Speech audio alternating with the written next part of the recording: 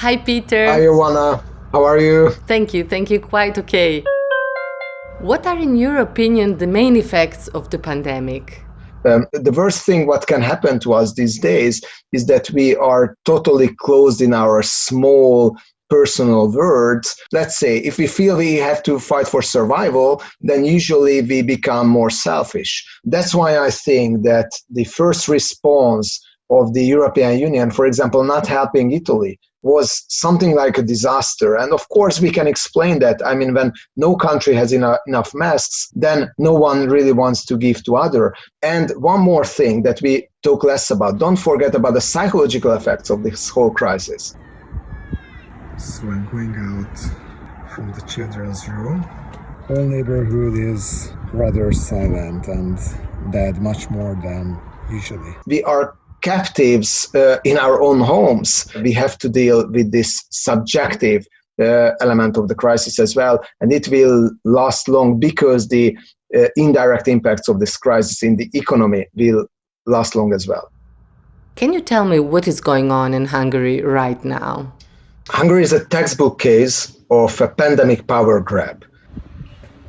Ez itt az a kormányzati plakát, amelyik mutatja, hogy korlátozatlan ideig meg van hosszabbítva a kijárási tilalom. The government, of course, would be happy to keep this state of danger in place as long as they can, for the simple reason that it just makes everything easier. So what is the worst case scenario in Hungary is that there will be a huge social disaster as a result of the aftermath of the pandemic, when the economic crisis deepens and the municipalities will not have enough funds to take care of the ones that are most in need.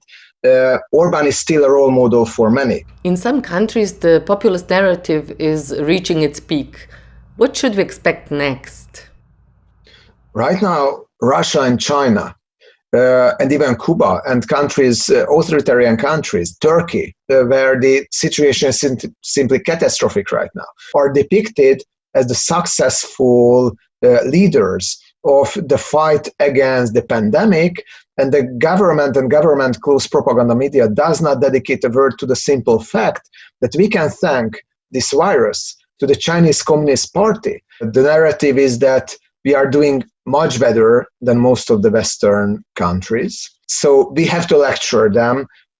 We should lecture them. Still, they are lecturing us. The incumbent leaders who are in power right now are enjoying popularity and confidence that they sometimes never seen before. But I do think that it will prove temporary. When these leaders have to face serious economic crisis and has to muddle through that, no government can do it without any popularity loss. The question is, Peter, can you hear me? Are you there? Okay, sorry, I have to give the room to my wife because she has some lectures right now. No worries, Peter, this was great. Thank you for taking part in the call. Thank you for the opportunity.